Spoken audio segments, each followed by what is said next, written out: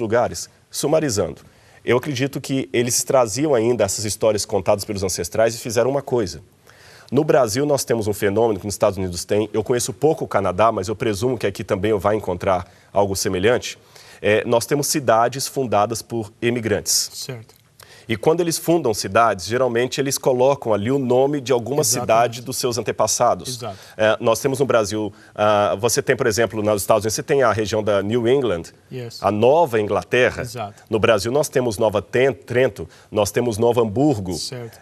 Nós temos rios que têm o mesmo nome de lugares da Europa por causa dos imigrantes. Acredito que aqui também. Aqui também é a mesma coisa. Eles colocaram o nome dos dois rios ali de Tigre e Eufrates, que era justamente o nome de dois rios dos 4 que haviam no Jardim do Éden.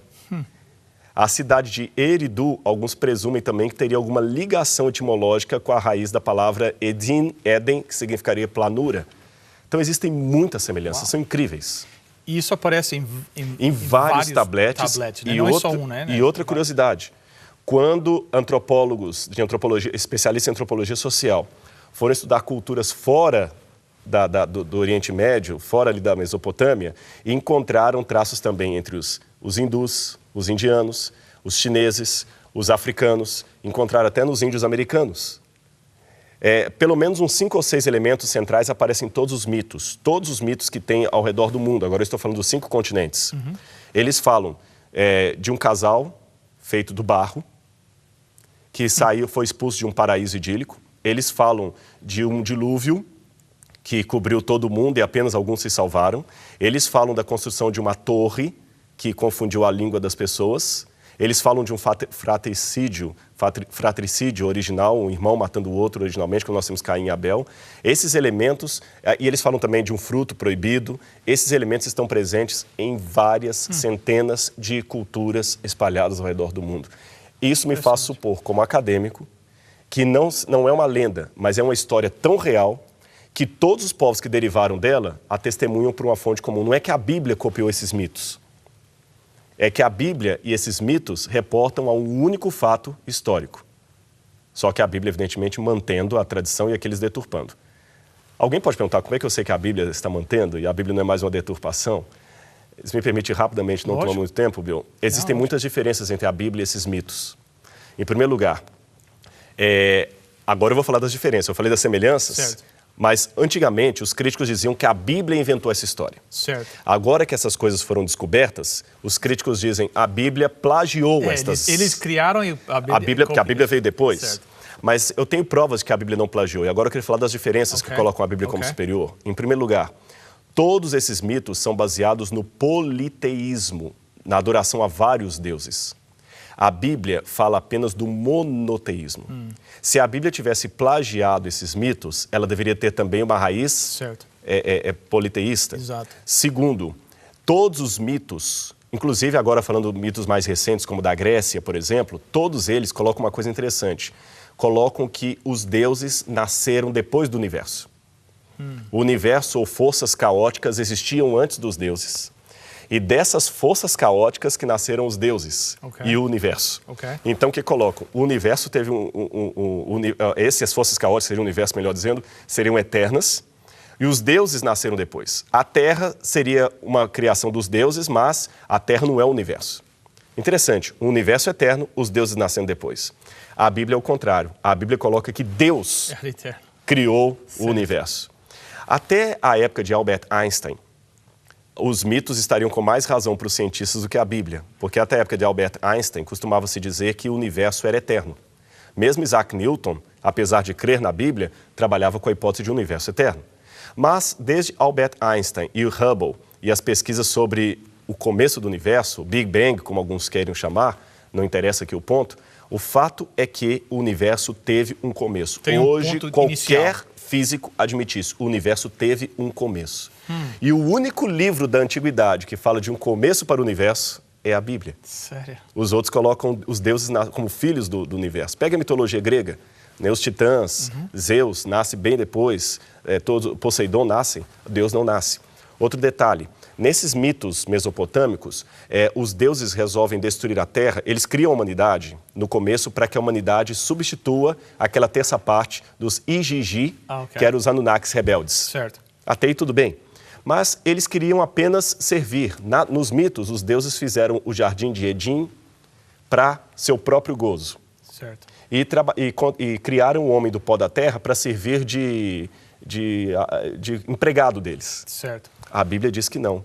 Deus criou o jardim para o benefício do ser humano. Certo. E Deus não criou o homem para servi-lo como um capricho seu. Certo. Então tem várias diferenças.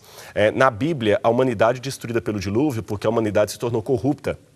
Nos mitos sumerianos, a humanidade é destruída por um dilúvio porque, trabalhando, eles estavam fazendo barulho e atrapalhando o sono dos deuses. Então, a superioridade filosófica da Bíblia é sem tamanho. E um último elemento que eu poderia dar. Você pode hoje, eu convido, se você quiser ler uma tradução em inglês, o mito de Ádapa, os mitos de Ana, os mitos mesopotâmicos. Se o telespectador quiser ler, pode ler.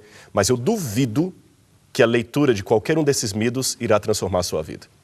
Mostre para mim uma pessoa que deixou as drogas por ter lido o épico do Gilgamesh, que é o mito sumeriano. Mostre para mim uma pessoa que teve a vida dele transformada, Exato. Que venceu a depressão porque estudou aquelas coisas. Eu estudei isso, mas a minha Bíblia foi transformada por esse livro. E eu conheço os dois. Eu conheço isso e conheço literatura sumeriana. Mas esse aqui me transformou, aquele não. E não é uma experiência particular. Investigue no mundo inteiro. Quem foi transformado pelos outros? Esse livro realmente tem um diferencial que nenhum outro possui. Há quanto tempo é que essas verdades, o mundo conhece isso que o senhor acabou de falar? Quantos anos? Bom, na verdade, a arqueologia é uma ciência relativamente nova. Quando a gente fala de 200 anos, isso é novo para uma ciência. A arqueologia mesmo, ela começou em 1798, segundo alguns, quando Napoleão Bonaparte e seus homens estavam fazendo um intercurso no Egito para evitar que o exército da Inglaterra chegasse até a Índia. Então, ali eles encontraram, por acidente, a Pedra de Roseta. Napoleão tinha um batalhão de pessoas no exército que eram cientistas, que eram artistas, que eram intelectuais. Esse pessoal pegou a Pedra de Roseta. A Pedra de Roseta foi confiscada pelos ingleses, por isso está no Museu Britânico hoje, mas, por ironia do destino, foi um francês que a traduziu, Champollion. Depois disso aí, as pessoas começaram a ter interesse em pesquisar a Mesopotâmia. E aí, foi um achado atrás do outro. Aí, depois você tem 1822, as pesquisas de Henry Layard, aí descobriu Nínive, Nippur, a própria cidade de Babilônia, e não parou mais, até hoje. Aí vieram os assiriologistas, começaram a decifrar os tabletes cuneiformes, e até hoje tem muita coisa, porque apesar de tudo isso, 90% do tesouro arqueológico ainda está perdido. Está perdido.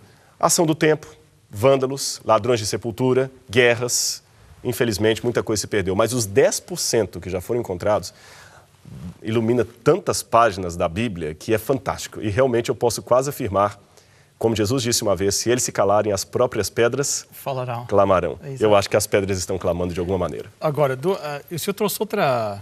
eu não sei se... Nós temos uns 3 ou 4 minutos só. Eu vou só mostrar rapidamente para o telespectador. Quem sabe no próximo programa nós falamos um pouquinho mais. Exatamente. Então, posso fazer já, até para o pessoal ficar conosco? Lógico. Você me convida para um próximo, então? Convido, Então, aproveito que eu gostaria de voltar aqui no programa Está Escrito.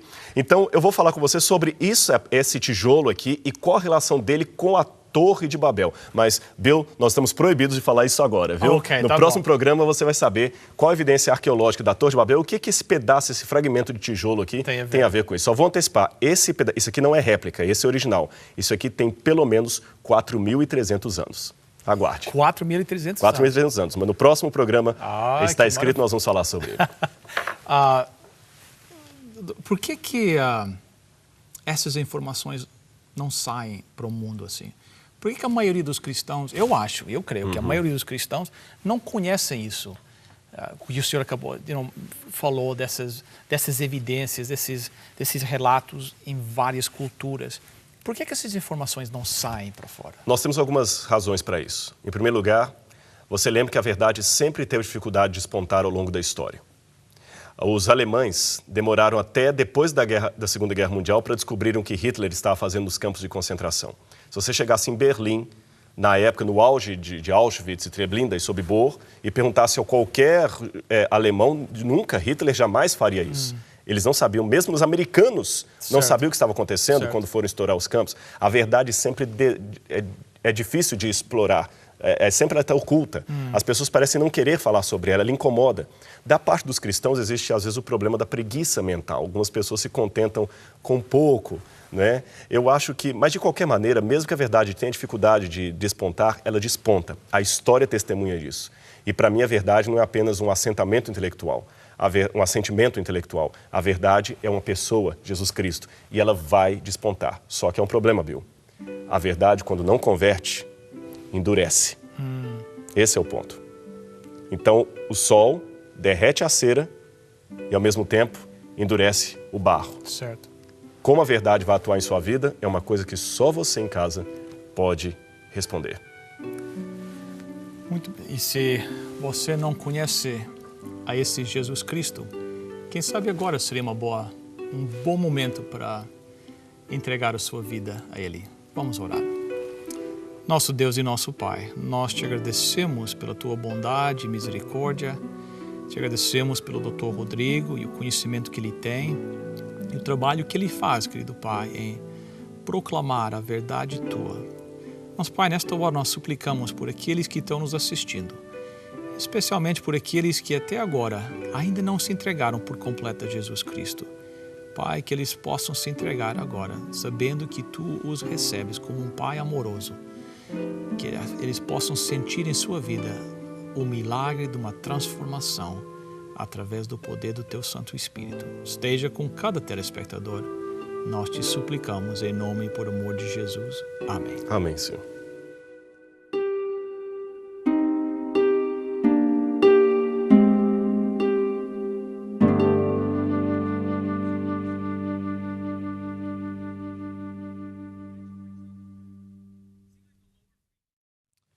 Bem, doutor Rodrigo, chegamos ao final de mais um programa.